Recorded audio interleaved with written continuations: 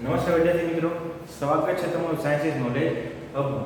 હવે જે છે એ આગળની વાત કરવાની છે કે જે પ્રાણીઓ અથવા તો સજીવ પરિવહન તંત્ર ધરાવતા નથી છતાં પણ ખોરાકનો છે ઉપયોગ કરે છે અને ઉત્સર્ગ દ્રવ્યો છે શરીરની બહાર છે કાઢે છે. તો એવા જે પ્રાણીઓ છે એમાં છે બે ઉદાહરણ આપણે લેવાના છે કે વાદળી અને જળવ્યાળ.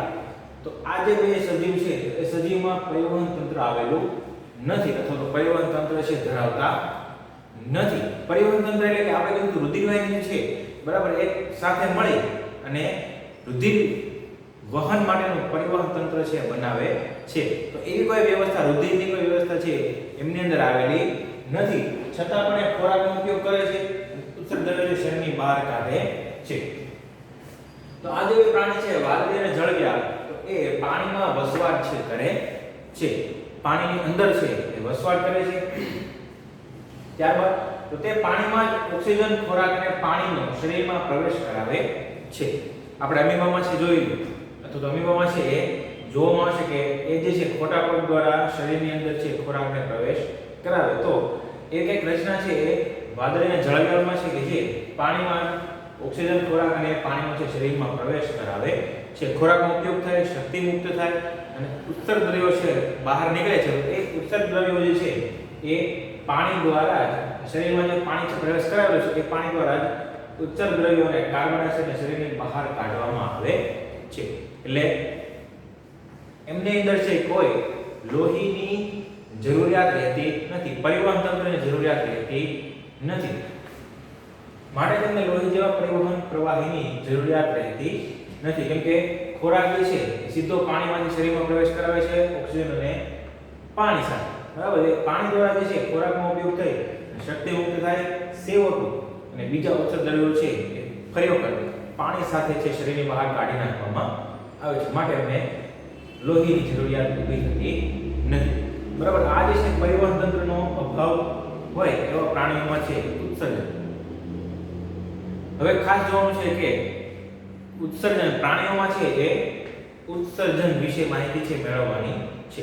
આપણે અત્યાર સુધી જે છે એ ઉત્સર્ગ દ્રવ્ય એટલે કાર્બન ડાયોક્સાઇડ સમજતા, બરાબર. શરીરમાંથી જે છે કાર્બન ડાયોક્સાઇડ વાયુ છે એ ન જરૂરિયાત હોય એટલા માટે બહાર છે ફેંકવામાં આવે છે. તો કાર્બન ડાયોક્સાઇડ સિવાય પણ ઘણા બધા પ્રકારના તત્વો છે કે જે શરીરને કોઈ કામના નથી, તો એમને શરીરની બહાર કાઢવાની ક્રિયાને ઉત્સર્જન તરીકે છે ઓળખવામાં આવે છે. કે જેમાં જેમ ફેફસા દ્વારા CO2 નિકાલ પામે છે તેમ શરીરમાંથી બીજા અનેક બિનજરૂરી પદાર્થો પણ નિકાલ પામે છે. ખાસ કરીને આપણે જે ખોરાક ખાઈએ છીએ, બરાબર, એમાંથી અપાચિત ખોરાક છે એ શરીરની બહાર નિકાલ પામે છે અને કહેવાય ઉત્સર્ગ દ્રવ્ય તરીકે ઓળખવામાં આવે. CO2 ને પણ ઉત્સર્ગ દ્રવ્ય તરીકે છે ઓળખવામાં આવે. આવા તો ઘણા પ્રકારના બિનજરૂરી ઘટકો જે શરીરમાંથી ઉત્પન્ન થાય છે એમને બહાર કાઢવાની ક્રિયાને ઉત્સર્જન તરીકે છે ઓળખવામાં આવે છે. જ્યારે આપણા કોષો કાર્ય કરે છે ત્યારે તે નકામા અને ઝેરી પદાર્થો ઉત્પન્ન કરે છે. અહીંયા પ્રશ્ન થાય કે ભાઈ આ CO2 છે અપાચિત ખોરાકના ઘટકો છે, બરાબર, તો એ ઘટકો ઉત્પન્ન ક્યાંથી થાય છે? તો આપણા કોષો જે કાર્ય કરે છે, ખોરાક ખાય છે, ખોરાક જે દરેક કોષ સુધી પહોંચે, બરાબર, વિભાજન થાય, ઉર્જા મુક્ત થાય, તો એ દરમિયાન શું થાય છે? નકામા અને ઝેરી પદાર્થો છે ઉત્પન્ન થાય છે કે જેને સમયાંતરે શરીરની બહાર છે નિકાલ કરવો જરૂરી બનતું હોય.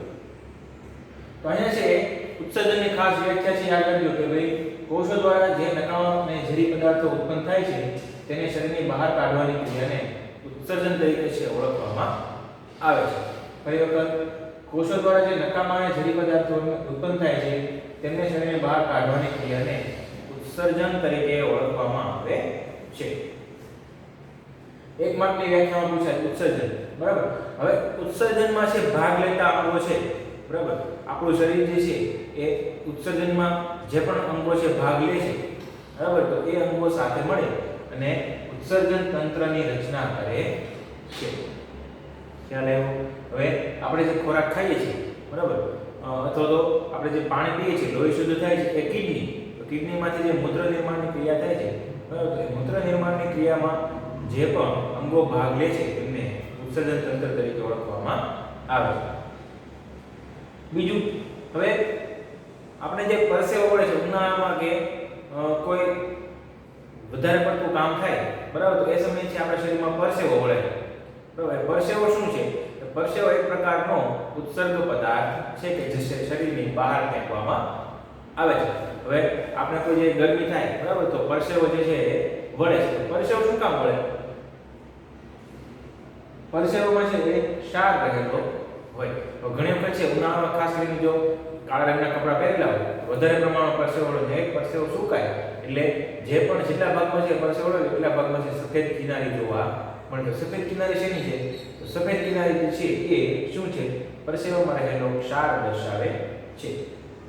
એટલે પરસેવો જો વળે, બરાબર, તો તેના દ્વારા ચામડી પર રહેલી અશુદ્ધિઓ દૂર થાય છે.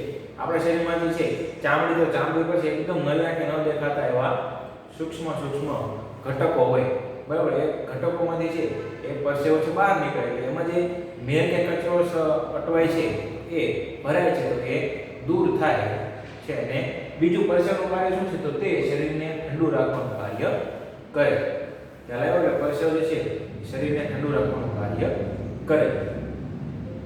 ત્યારબાદ ઉનાળામાં છે ખાસ કરીને નવું માટલું લીધું હોય, પાણી ભરવા માટેનું માટલું છે નવું લીધું હોય, તો શરૂઆતમાં શું થાય કે માટલામાં પાણી ભરીએ, બરાબર, પાણી ઠંડુ થાય.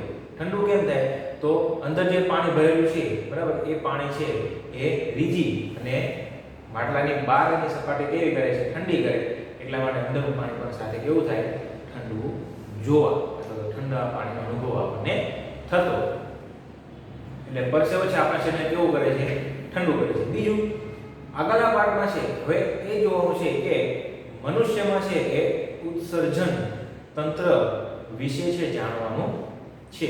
કેવા પ્રકારના અંગો છે ભાગ લે છે, બરાબર, કેવી રીતે ઉત્સર્જનની ક્રિયા છે એ થાય છે. નમસ્કાર.